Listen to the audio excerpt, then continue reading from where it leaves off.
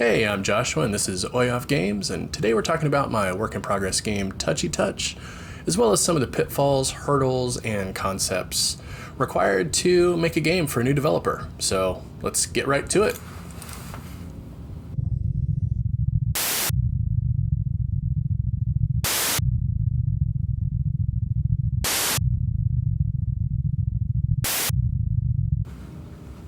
Hey, and we're back.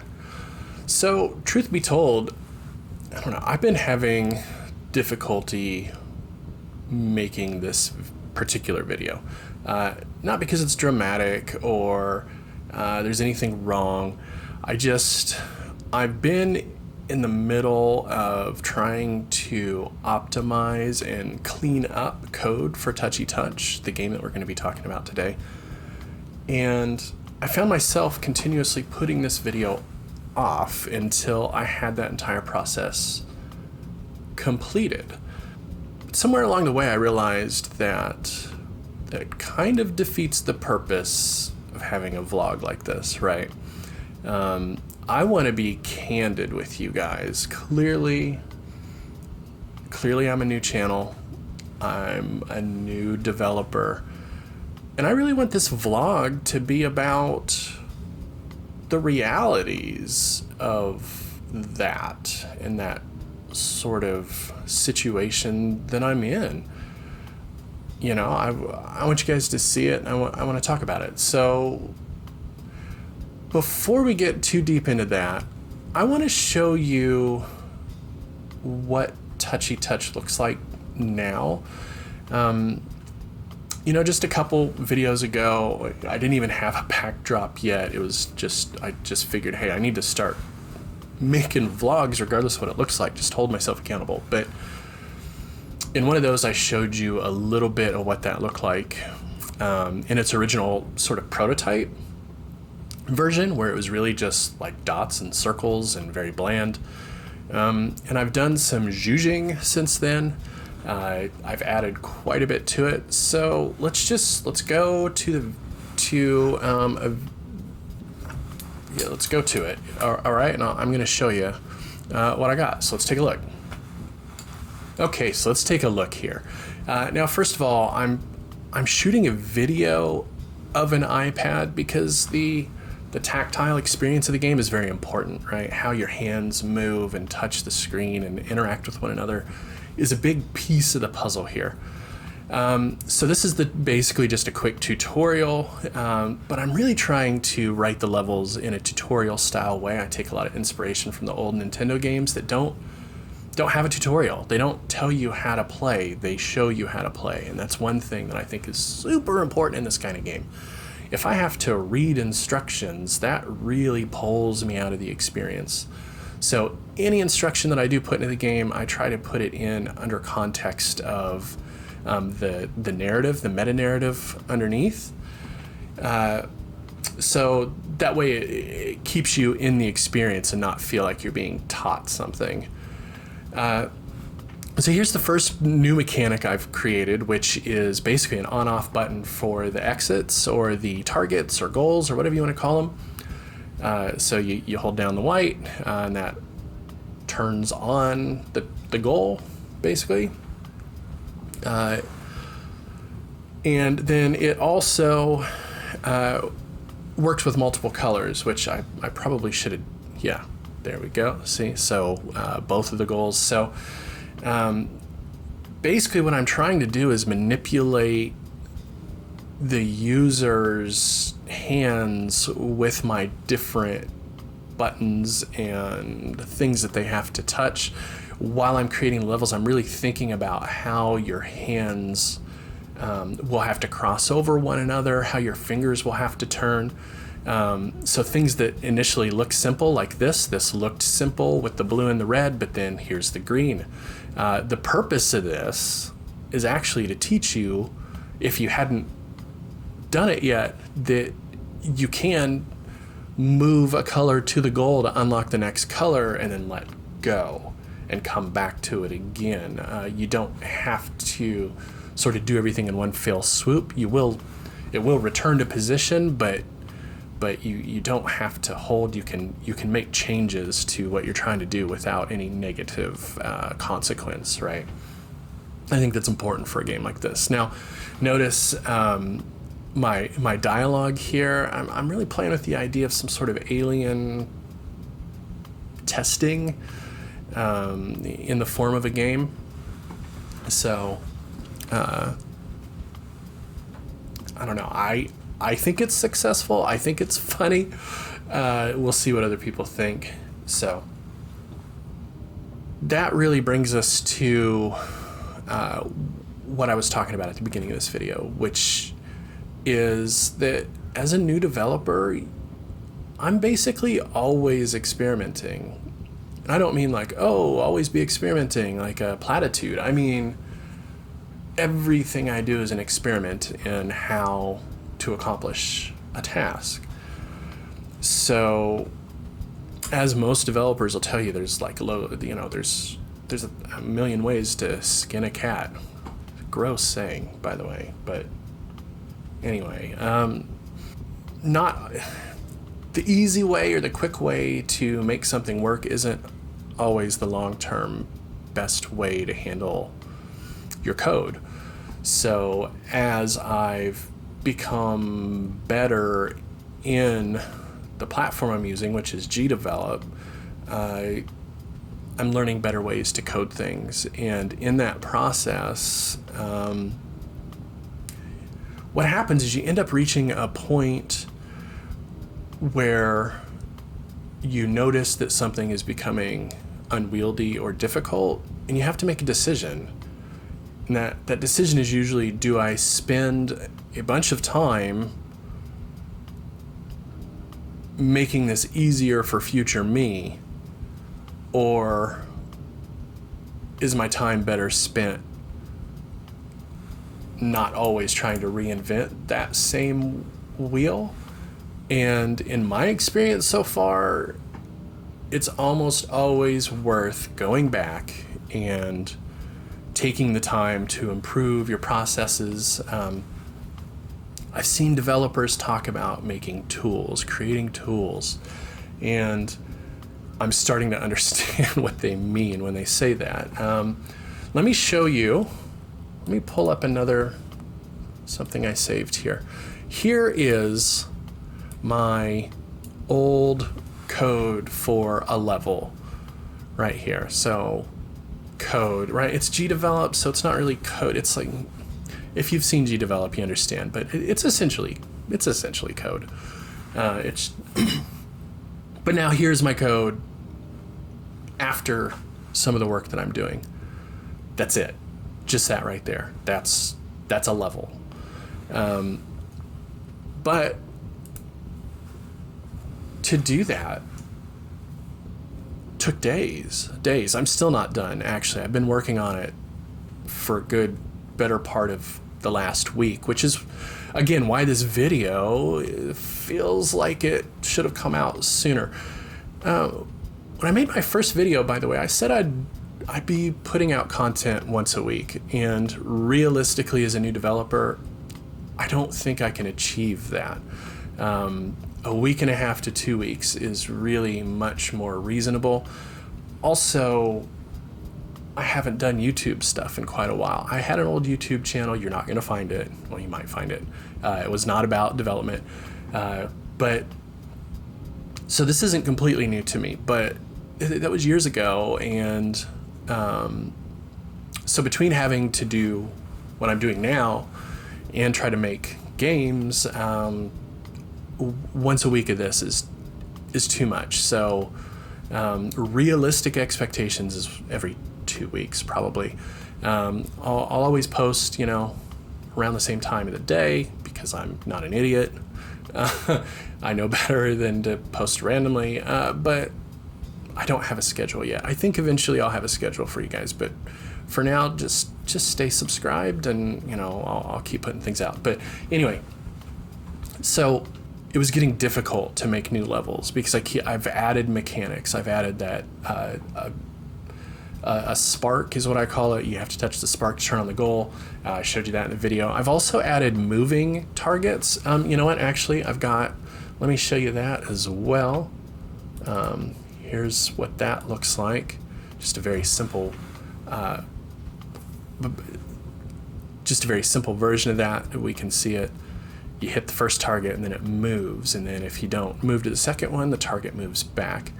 And I've actually built this to work with all 4 colors, so you could even have a 4-color level where every color moves on you as you play, and that allows me to even more aggressively like manipulate people's fingers and hands around one another in a very structured way. And what you'll find with the levels is that you'll have to sort of do them in the right order, blue, then green, then yellow, or red, for it to work, because your hands physically will not be able to make the moves if you do them in the wrong order. But with that, I was essentially, I struggle trying to decide how deep into the actual development to go here. So if you out there who are watching, I know you're the kind of people that watch new developers, or your friends or family, or maybe people that are aware of my company in some way. But you might not be a developer, but maybe you are. Maybe you're interested in getting into it. So I need feedback. If you want to see more specifics about what I'm doing, like the nitty-gritty details, I can make videos about that. But I need to know. I'm not going to do that yet. If I have people that want it, I'll do it. But the thing was, copying levels and trying to figure out, okay, which pieces of the code do I use and what do I don't, what do I recycle, every time I made a new level was getting unwieldy because I had all these different mechanics. So I had a choice to make, and I made what I think is the smart choice in what part of this video is about, which is sometimes you have to take a step back to take multiple steps forward, right? You have to be okay with saying, my first attempt at this wasn't quite right. Let's go back and do the hard work to improve it.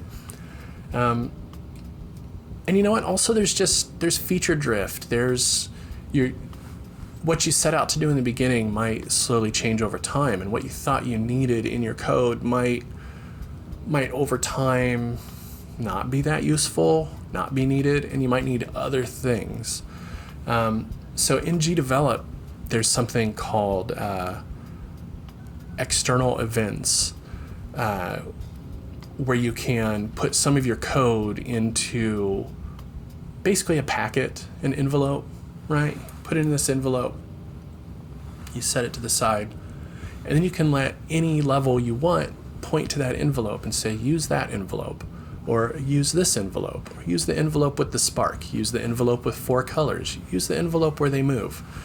And so that's what I spent the last week doing, is basically filling up those envelopes with the code needed to insert into my levels, so that when I build a level, I have a template, right? Instead of trying to copy and paste old levels from scratch and like manually go in and adjust them and disable some pieces and enable other parts, it's now straightforward. It's simple. It's fast for me.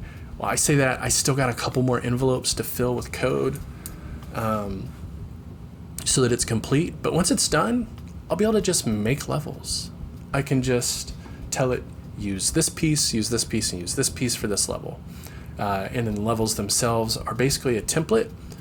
And I can just drag what I need onto the screen and say, here's the goal, here's what you touch, here's where you move it, here's where the spark is, here's whatever. And it's just there, and it's going to make it fast and easy. So I sat down and did Drudgery for the better part of a week to enable myself to get more done in the future.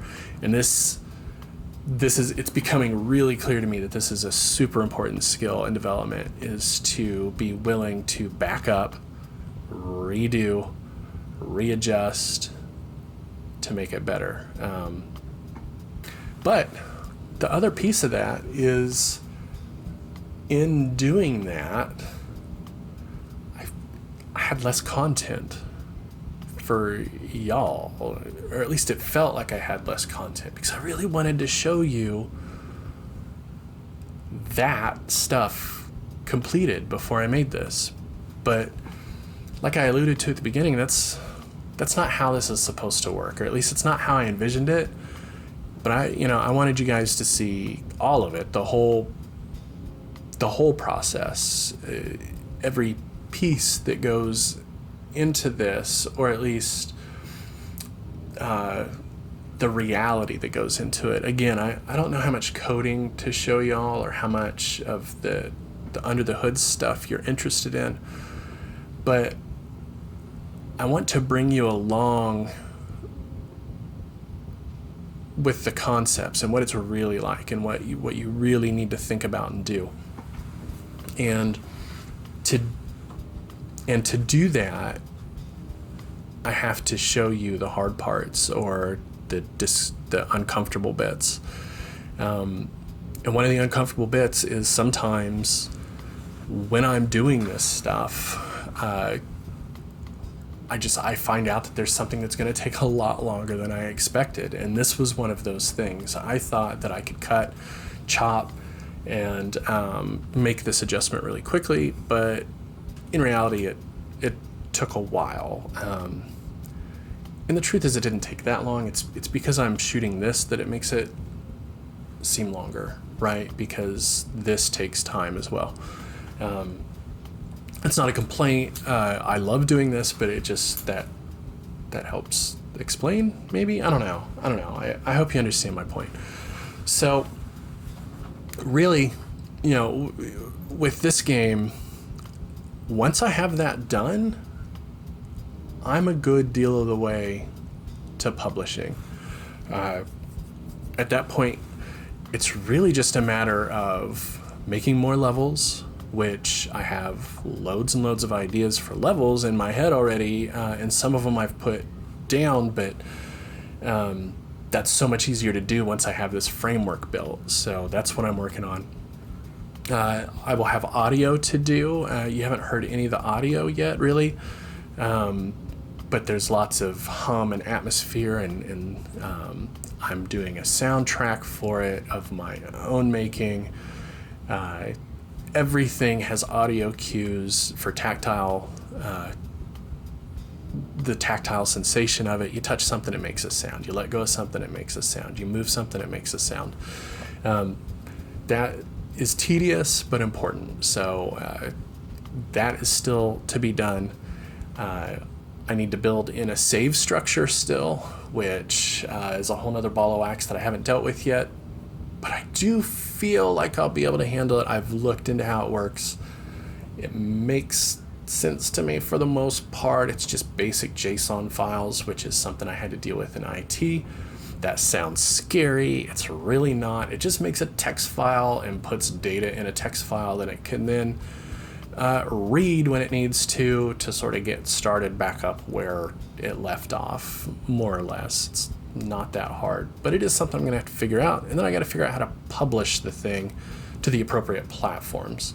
All of that, my best guess is probably a month and a half to 2 months, and it will be done. In the meantime, I just have to keep plugging away at it, keep going. So, I think that's it. I think that's all for today. What do you think is the biggest hurdle to getting started in development? Let's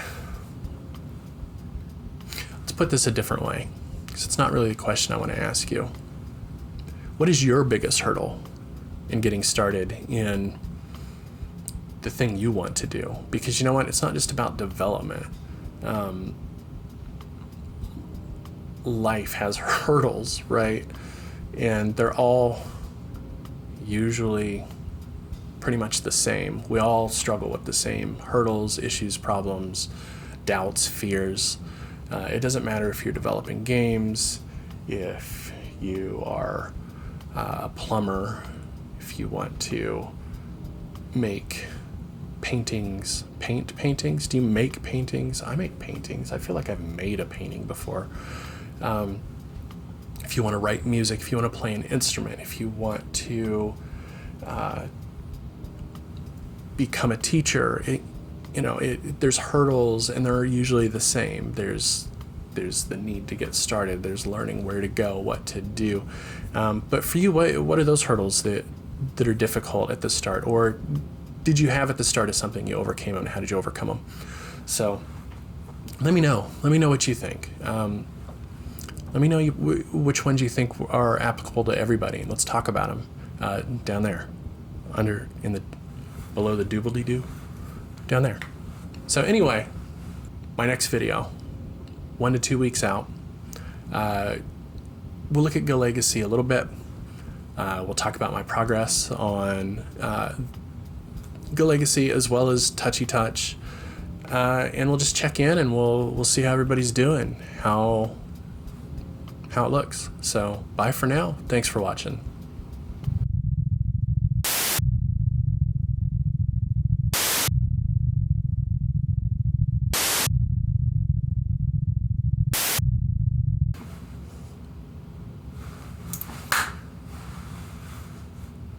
Hey, I'm Joshua. This is OYOP Games. Nope. Try again. Hey, I'm Joshua. This is OYOP Games. Today we're talking about my work in progress game, Touchy Touch, as well as some of the hurdles for trying to make games. Let's go. No. Hey, I'm Joshua, and this is Touchy Touch. Nope, that's wrong too.